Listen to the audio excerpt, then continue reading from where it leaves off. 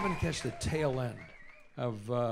I was the last guy in the business that I know of that just grabbed onto that tail end of the business and got to meet all those people and be a part of them and things. Certainly Clint was another one with me, Clint Holmes, and it was. It was just a wonderful period. Now I'm going to tell you how it all happened, though.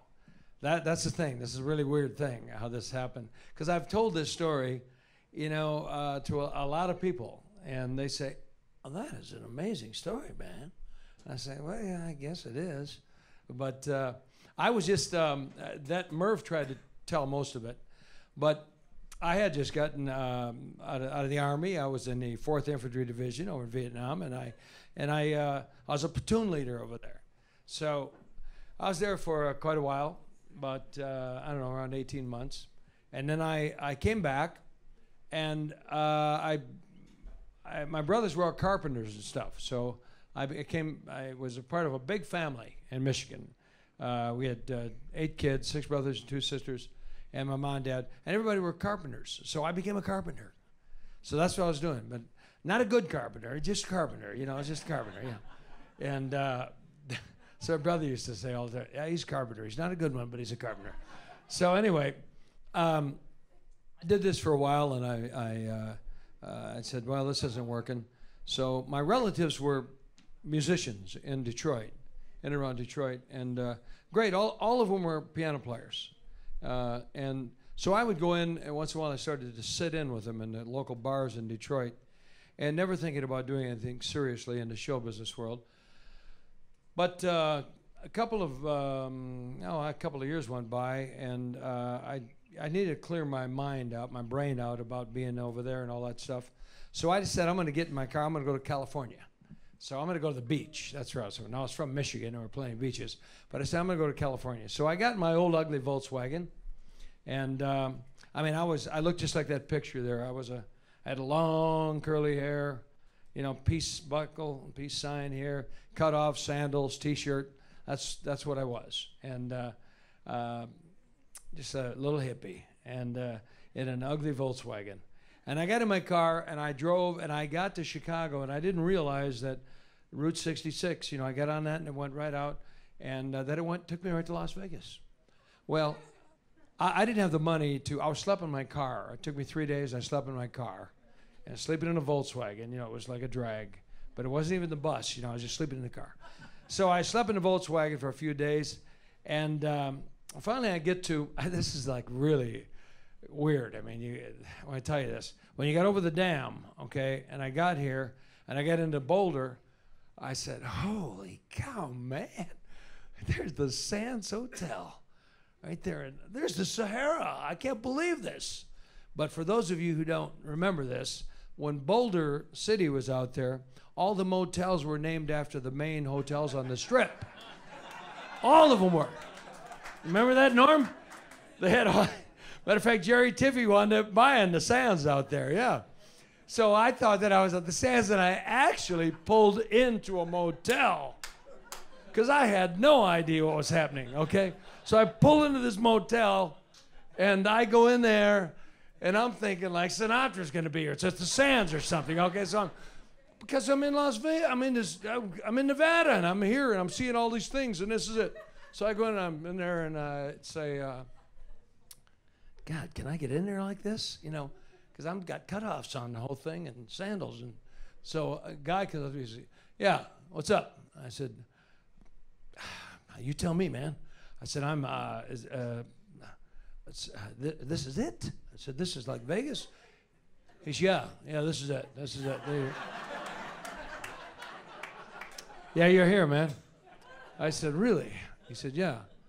And he says, "You're going to come in? You want to have a drink?" I said, "Well, I can come in like this." "Yeah, come on, you come in." "Yeah, the show doesn't start for a long time." So I go in there, and finally he tells me, no, this is the truth. So he tells me, he says, "What's the matter with you?" I said, "What do you mean?" He says, "Must be something wrong with you." He said, "What do you think? This is Las Vegas?" I said, "There's just motels here, buddy." He said, "It's up the street about 15 miles. Go up the street." So I get up the street. Now, I was a little delusional because I've been, not sleeping much at all. And so I get to Las Vegas, But now it's dark, and I go downtown, okay, and I check into a motel. Next morning, I wake up, and I get in my car, and I get on the Strip, and I start driving up the Strip. And I come to the very first hotel at the time, okay, on the left side was the Sahara.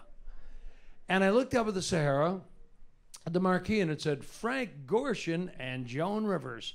I said, holy cow, I got to go in there. So I went in there, and I parked my ugly Volkswagen way in the back of the hotel. Okay, I'm all the way down to 6.5 minutes already. I got to move on.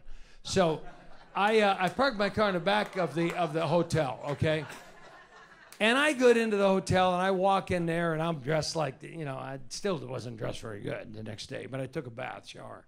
So anyway, I'm right in there, and I go to the bar right outside the Conga showroom. And I walked in, and I sat there down at the bar and had a beer, and some dude comes up and sits down next to me up here, and you know who he was when I tell you, and he's sitting there, and, I was slept in my, I didn't look very good and everything, but, when you sleep when you're 21, 22, you can sleep in your car for a month, you look great. No, you do. When you get out, you look great. When you look great. Slept there for a month in my car. He got out, and he looked great. So anyway, I'm sitting there, a guy named Mark Tan. You guys remember Mark? Of course you do. Mark was a journalist who wrote for the Hollywood Reporter. He wrote for the Vegas Visitor. He was really a prominent writer, and everybody knew him. And Mark sat down next to me over there. He started talking to me, started a conversation with me. And Mark was cute. And I really like Mark. Mark was really a nice guy. And he liked me, too. So Mark said, I'm only saying this because, Myron, you started this, okay? You said we're going to talk about inside things and all. I'm not going to. Anyway, I'll move on. So Mark says, Bob, or he says, your name Bob? Yeah. Well, I'm going into the showroom here. He said, would you like to come in and see a rehearsal?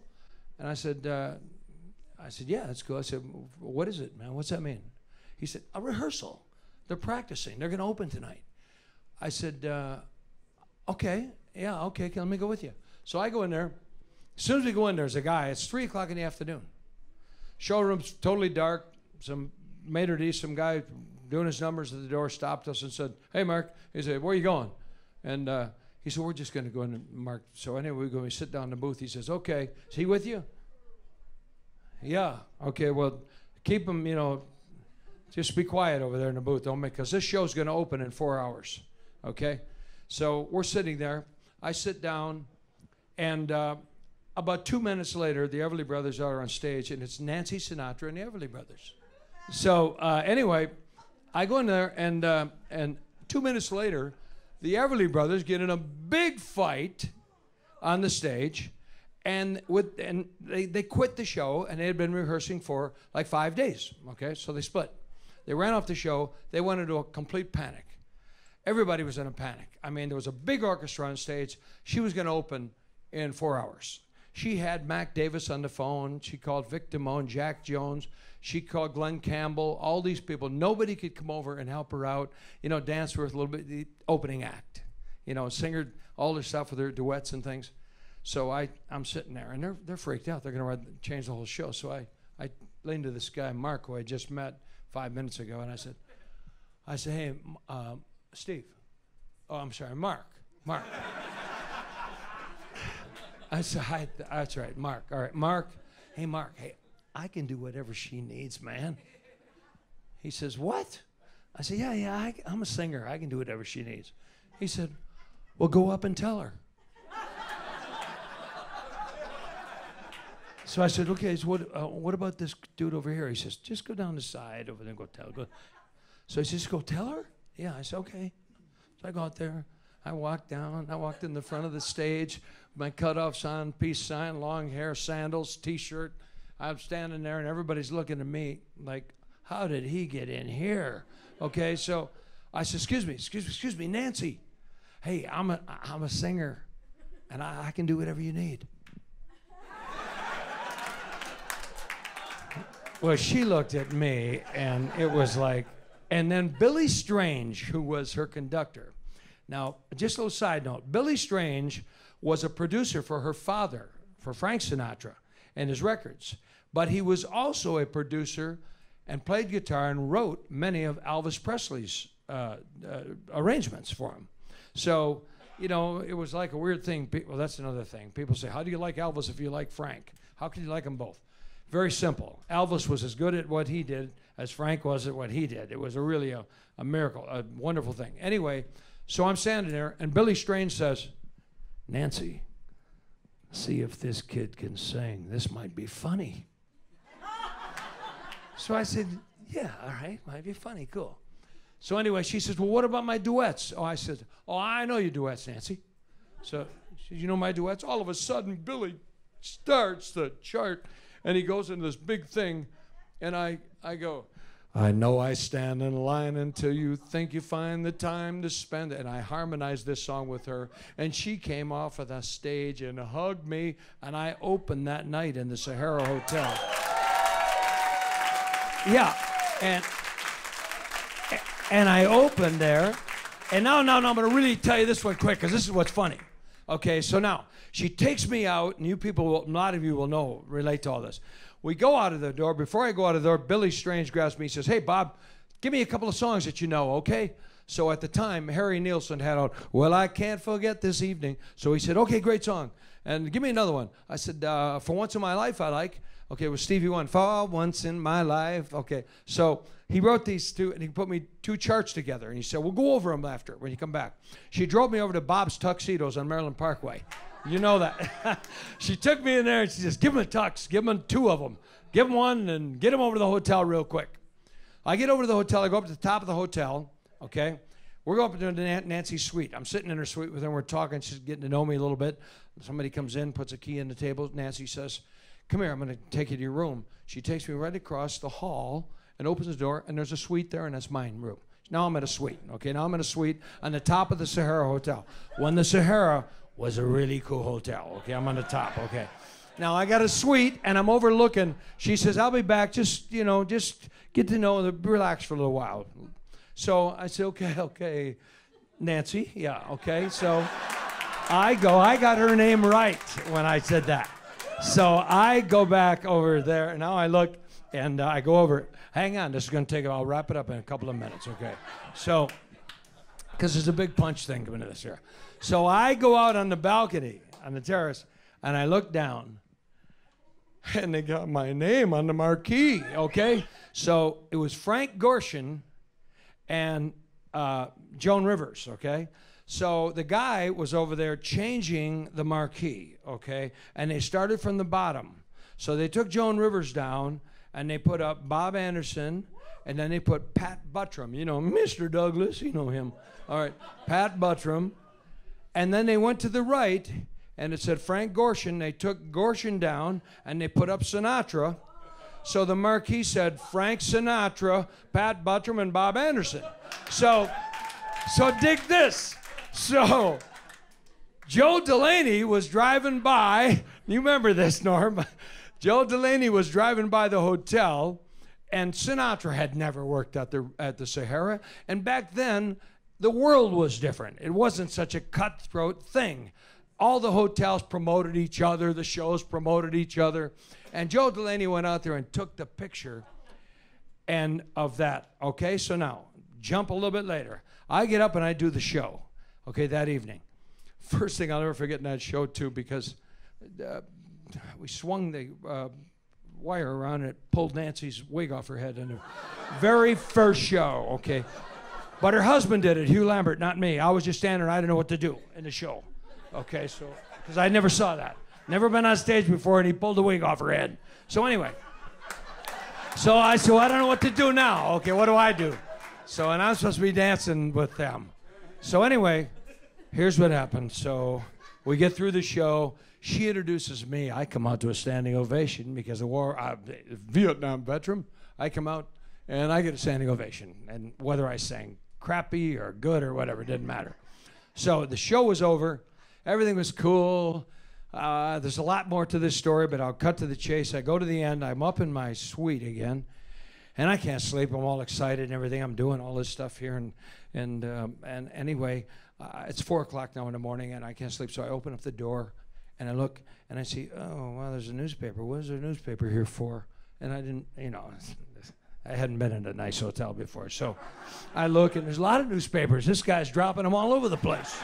So I pick up my newspaper, okay, and I look at it, and I pick up the newspaper, and I'm on the front page. Oh, no, that picture that Joe Delaney took was on the front page of the newspaper now. So now I'm in town for 24 hours. I'm opening with Nancy Sinatra. I'm in the main showroom. I'm on the front page of the Review Journal. I called my family.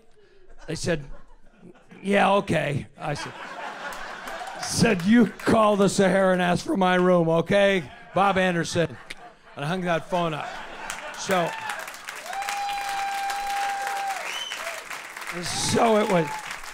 that's how I got my start in the thing, and then she helped me we worked together for about a year or so, and then she would help me get into the top of the Dunes Hotel, where I got to meet, it became the show, the late night hangout for 2 in the morning, and I was there for over 10 years at 2 in the morning, and every night, you know, people like Sammy Davis Jr. would come in and he'd say, man, do you mind if I do something?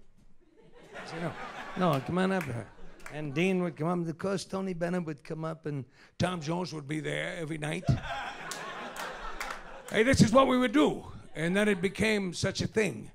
And, you know, she first took me on the Merv Griffin show.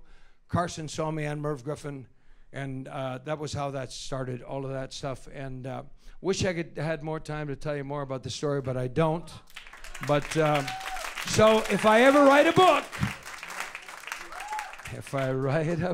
everybody says write a book. You know, why write a book? Who do you want to write a book? You can't make no money on a book. Yeah, it costs you $20,000 to make the book, and then you can't. But anyway, if I ever do write a book, it's going to be called From Nancy to Frank. How about that, man? All right.